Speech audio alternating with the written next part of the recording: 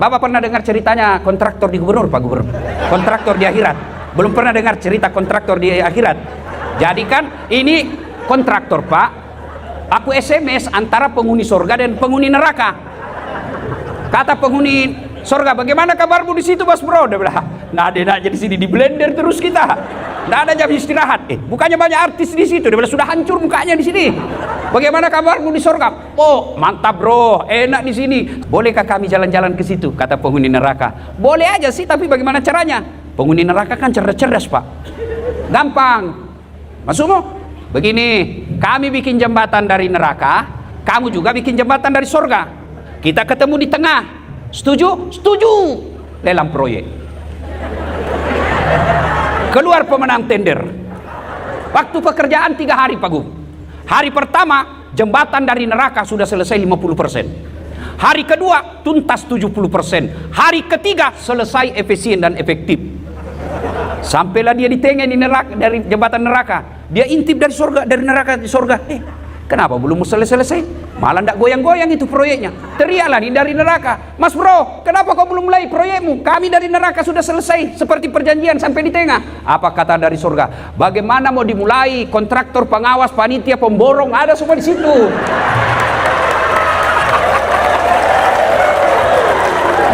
Di sini hanya penghafal Quran, nggak tahu kalkulator dia, Pak.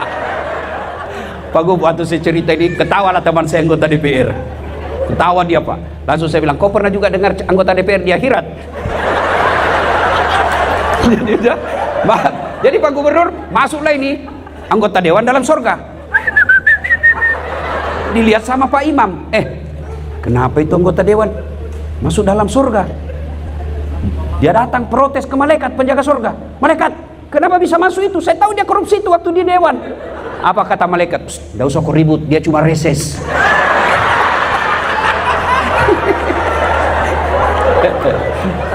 Bapak Ibu saudara-saudara sekalian teristimewa, Bapak Gubernur Papua Barat, Bapak Dr. Andes Domingus beserta seluruh jajaran dan semua yang saya hormati yang di depan semua ini. Kalau saya sebut tidak ceramah tapi namanya ngabsen. Bapak Ibu saudara-saudara sekalian, tema kita simple, merajut harmoni. Mau lihat harmoni? Contoh konkret sepak bola. Ini lagi musim sepak bola ya. Cuma sayang kalah PSM. Ya, Bapak Ibu saudara-saudara sekalian, mau lihat harmoni? Itulah sepak bola. Harmoni itu tidak mungkin terwujud tanpa orang lain. Mau lagi lihat contoh harmoni malam ini? Coba lihat, sehebat apapun saya ceramah, mesti ada yang nonton.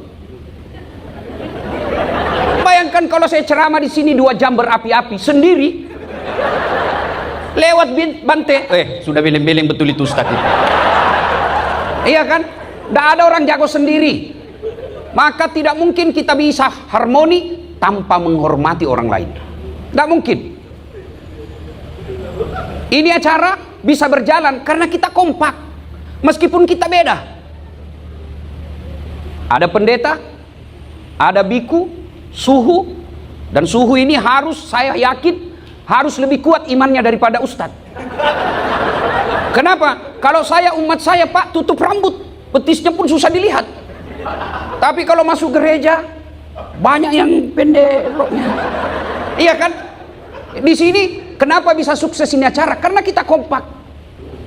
Sehebat-hebat apapun panitia, kalau tidak didukung sama pemerintah, tidak jalan, Pak. Saya hormat kepada panitia. Sepanjang jalan saya berpikir dari Indonesia, dari Makassar, kenapa pemerintah tidak menggagas ini? Kenapa Departemen Agama tidak menggagas ini? Kenapa mesti digagas oleh istrinya Pak Yanto? Hebat ini Bapak ini, luar biasa ini Bapak. Sudah kaya baik lagi Pak. Tapi biar Bapak kaya kalau pelit, tidak ada gunanya. Alhamdulillah Bapak kaya, dermawan, peduli. Maka jadilah ini acara. Dan acara ini tidak bakal terjadi kalau tidak ada panitia. Biar ada uang, tidak ada panitia, tidak mungkin Pak Yanto pergi urus das atletik. Mesti ada panitia. Biar ada panitia, ada pengusaha, ada keamanan, tidak ada yang datang. Ini contoh harmoni. Maka salah seorang kalau tidak mendukung setiap kegiatan yang bernama toleransi. Ini namanya kopi toleransi. Kopi toleransi. Andai kopi benaran ini rasanya tidak nikmat. Kenapa? Tidak ada departemen agama hadir malam ini. Ada? Mana dia? Ada. Oh, berarti mana? Saya tidak tahu ada karena tidak ada namanya di sini. Iya kan? Inilah toleransi. Ya, Masya Allah. Ada Pak Gubernur, alhamdulillah. Saya dengar kabar, oh ternyata beliau kepala suku. Betul Pak ya? Biasanya kepala suku itu Pak banyak bininya. Oh satu Pak. Oh sama kita Pak, takut sama istri Pak. Ayo, hari kita lihat. Itu poin pertama. Harmoni mesti ada dukungan.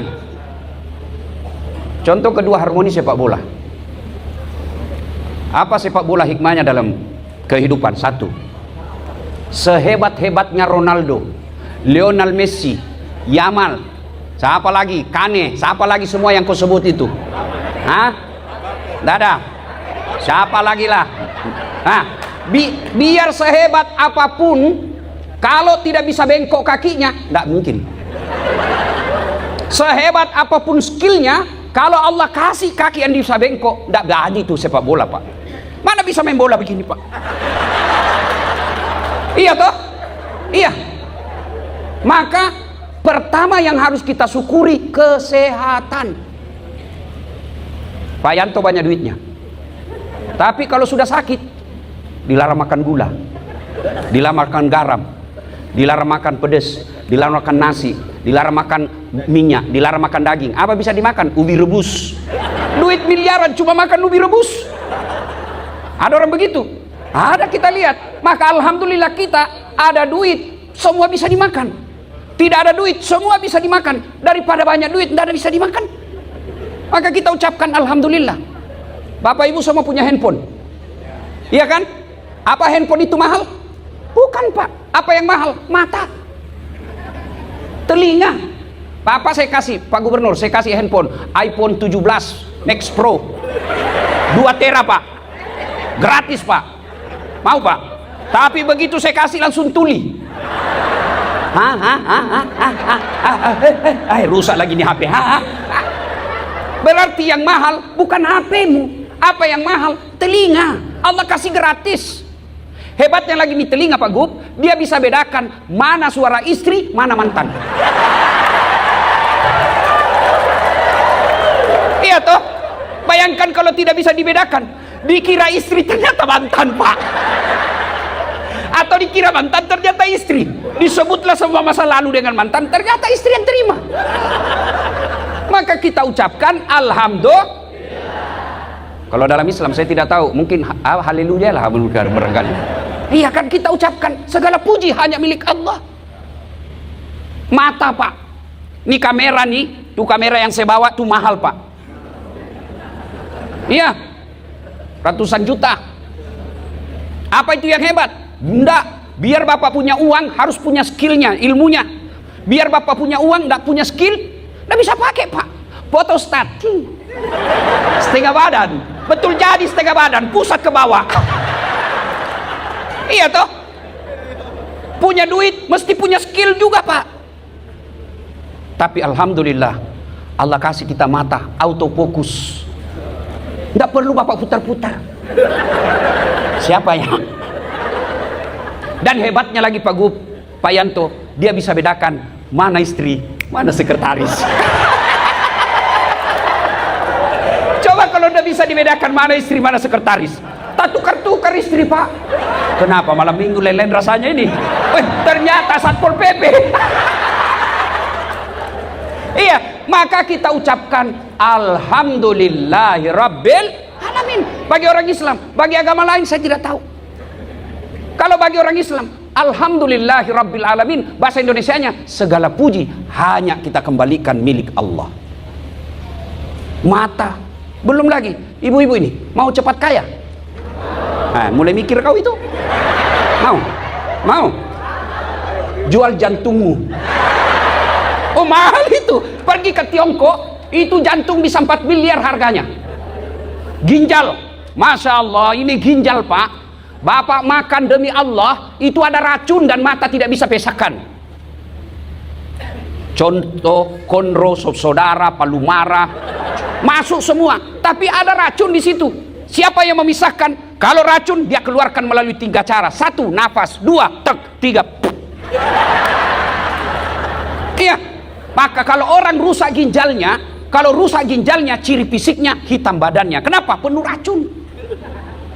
Allah kasih kita ginjal 2 Pak, gratis, nggak perlu bayar. Bapak jual bisa 2 miliaran harganya di pasar gelap, jual budi badan. Itu 4 miliar sudah itu Bu. Tambah jantung 8 miliar. Mau lagi lebih konkret? Ibu-ibu pernah lihat orang ada kawat di giginya? Ada juga mama sudah 50 pakai kawat. Aduh. Saya kaget Pak Gub. Saya lagi ngajar public speaking di Unhas, pidato. Tiba-tiba ada mahasiswa saya, pakai kawat gigi. Saya bilang, apa namanya itu Dek? Behel. Mahal itu. Ini 40 juta Ustaz. 1 kali umroh disimpan di giginya Pak. 1 kali umroh disimpan di giginya Pak. Saya bilang, Dek, kok kira itu behelmu mahal? Bukan. Apa yang mahal? Gigi. Biar kamu pasang behel harga 30 juta, 50 juta, 100 juta, nggak ada gigimu. Apa kamu kawat? Dan hebatnya lagi di gigi Pak, tumbuh dan panjangnya dibatasi. Pernah enggak Bapak bayangkan bagaimana seandainya gigi tumbuh seperti rambut? Gondrong semua sudah bulut. Enggak bisa lagi jadi pembicara hebat kalau gitu. Maka kita ucapkan alhamdulillahirabbil alamin. Dan yang lebih penting setelah sehat, Indonesia kita rukun. Kita rukun. Ini nikmat Allah Pak. Lihat itu Arab, saudara-saudaraku sesama muslim. Lihat itu Arab, bahasanya cuma satu, bangsanya cuma satu. Arab sampai sekarang masih berkelahi. Di Indonesia Pak, bahasa kita luar biasa. Di Papua aja berapa bahasa. Di Sulawesi Selatan berapa bahasa. Di Jawa berapa bahasa. Agama kita beda-beda, suku kita beda-beda. Alhamdulillah kita bisa rukun. Maka saya heran kalau ada anggota DPR pergi reses studi banding kerukunan. Pret. Ngapain kau pergi luar negeri kerukunan? Mereka yang harus belajar kerukunan di Indonesia. Makanya ada lagu dari kecil, dari Sabang sampai Merauke berjajar pulau-pulau, sambung menyambung menjadi satu, itulah Indonesia. Indonesia tanah airku, aku berjanji padamu menjunjung tanah airku Indonesia. Itu lagu-lagu dulu Pak diajarkan ke anak-anak kita, sehingga kita setelah besar melihat orang berbeda biasa Pak. Dari kecil kita diajarkan. Sayangnya pemerintah tidak mendamaikan lagi, mempopulerkan lagi lagu-lagu seperti ini. Kita disuruh untuk menjaga toleransi, tapi pemerintah mestinya ajarkan kembali nilai-nilai toleransi di kelas. Apa itu? Pendidikan moral Pancasila, ajarkan itu. Apalagi ajarkan pendidikan sejarah perjuangan bangsa, bagaimana kita mengusir Belanda. Bukan yang sekarang yang kalah sepak bola ya. Anak-anak kita dulu pakan aja lagu-lagu kebangsaan. Garuda Pancasila, akulah pendukungmu. Kalau sekarang hilang lagu-lagu anak-anak kita apa Pak? Masih kecil, aduh tak boleh balik, tak boleh balik. Apa lagu? Apa itu tak boleh balik, tak boleh balik? Cikampek, Tasikmalaya, aku capek gara-gara dia. Pret, apa itu gunanya itu? Nyanyi pula ibu-ibunya, putar ke kiri, nona, putar ke kanan. Apa sama kau dapat itu kiri kanan, kiri kanan? Apa ibu ketawa karena ibu suka lakukan juga itu? Ya, maka Bapak Ibu saudara-saudara sekalian, kita bersyukur kepada Allah karena kita sehat dan aman. Maka setiap kita wajib memelihara keamanan ini. Mari kita lihat lagi dunia sepak bola. Sehebat-hebatnya Lionel Messi, kalau tidak didukung oleh 10 temannya, tidak jago Pak. Sehebat-hebatnya Lionel Messi, meskipun lawan PSM 11 orang remuk Pak. Hancur itu Lionel Messi, Pak. Artinya apa? Orang, Pak, kalau dia lemah, tidak jago sekalipun, kalau dia kompak pasti kuat. PSM tidak pernah masuk Piala Dunia, Pak. Tapi coba suruh lawan Lionel Messi sendiri, remuk, Pak, dia, Pak. Tak mungkin dia kejar sana lagi. Sesak napas, Pak.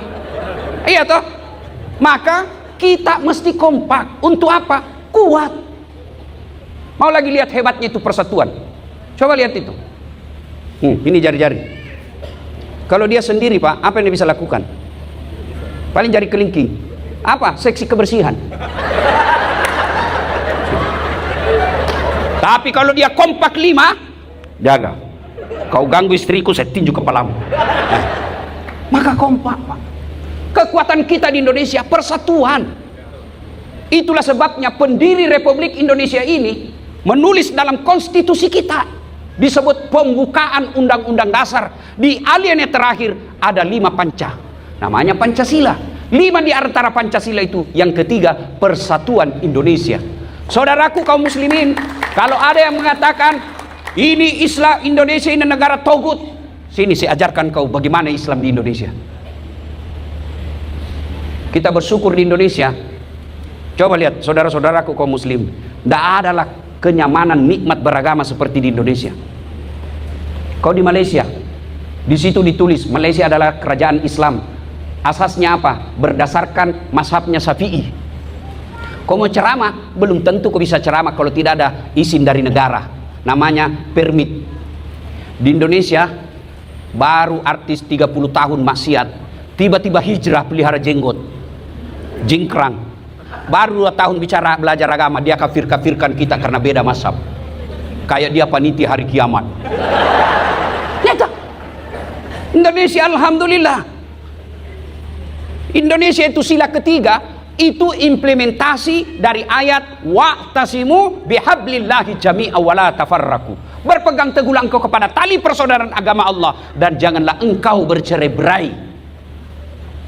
Dalam Islam juga Nabi katakan, umatku itu seperti badan ini. Coba lihat badan ini, Pak, kompak. Satu sakit yang lain ikut merasakan. Anak muda malam-malam jalan, malam minggu pergi menyatakan cinta. Tahan tuh kakinya, tuk, kaki tahan tuh, seluruh tubuh berpartisipasi. Apa yang pertama bereaksi? Mulut. Aduh. Aduh. Bereaksi berikutnya, mata. Dia cari mana yang sakit. Reaksi yang berikutnya, mulut meniup. Reaksi berikutnya, tangan mengusap. Padahal kaki yang bermasalah. Tidak ada orang tahan tuh kakinya, tuk, rasa kau, pergi kau jalan. Begitu mestinya kita di tanah Papua. Satu sakit, yang satu merasakan, yang lain ikut merasakan sakit. Secara spesifik di tanah Papua, secara menyeluruh bangsa Indonesia. Ada yang menghina kita, yang lain ikut merasa terhina. Ada nikmat kita bagi sama-sama, jangan sendiri yang makan. Satu orang korupsi 1 triliun, kita doakan nanti kita ketemu di akhirat, kita hantam dia. Iya Pak, keterlaluan Pak. Satu orang korupsi 1 triliun. Kita aja pegawai negeri, lihat saldo kita 100 juta sudah kayak kesurupan Pak. Gembira betul kita lihat 100 juta, kayaknya tidak masuk akal kita punya uang 100 juta. Mereka 100 juta dia pakai bercanda dan berzina. Nah, makanya saya bilang tadi sama pendeta, bersuaralah semua tokoh-tokoh agama. Jangan cuma gaspol ustadz. Gaspol semua Pak. Kami takut minoritas. Kalau bicara kebenaran Pak, tidak ada istilah minoritas. Semua pasti mendukung kalau kita bicara kebenaran. Bapak Ibu saudara-saudara sekalian, nikmat itu maka kita jaga dengan nikmat persaudaraan ini. Bagaimana cara memeliharanya? Ya seperti inilah Pak. Kita datang alhamdulillah. Maka saya berharap, karena ini saya lihat volume 3, kepada panitianya kita doakan Pak Yanto beserta keluarga dan bisnisnya sukses, makin lancar usahanya, supaya bisa pindah lagi ke provinsi lain. Dan insya Allah Pak, tidak ada orang bangkrut kalau untuk kebaikan Pak. Tidak ada. Yang bangkrut gara-gara selingkuh, diperas Pak sama pacarnya. Kalau kau tidak belikan saya ini, saya share ini di Facebook, hancurlah kita Pak. Tapi kalau untuk derma Pak, tidak ada orang bangkrut. Dan ini yang dinikmati hartanya Bapak. Banyak orang nikmati. Kalau kaya pelit, gak ada gunanya Pak. Jangankan mati, hidup aja orang masih doakan kita Pak, kalau kita pelit. Kalau orang dermawan Pak, sudah mati pun orang masih ingat. Doakan dulu ini, baik dulu waktu hidup di dunia, selalu sponsor acara, doakan. Padahal sudah 10 tahun meninggal orang masih ingat. Tapi kalau pelit Pak, masih hidup didoakan sial. Lewat mobilnya, mudah-mudahan tabrakan, pelit betul. Alhamdulillah Bapak Ibu saudara-saudara sekalian. Ayo kemudian kita belajar lagi nilai harmonisasi dari sepak bola. Tadi sudah sehat. Yang berikutnya apa? Dalam dunia sepak bola ada aturan Pak. Ada aturan. Ada aturan yang sangat ketat. Handsball, offside, free kick, tendangan bebas, kemudian penalti. Dalam Islam ini namanya syariah. Dalam bernegara namanya hukum. Negara bisa hancur Pak kalau hukum dipermainkan. Maka kita ingatkan para aparat hukum, kamu boleh mempermainkan hukum di dunia, tapi kau tidak mungkin bisa lolos di akhirat kelak. Sayangnya banyak penegak hukum tidak percaya akhirat.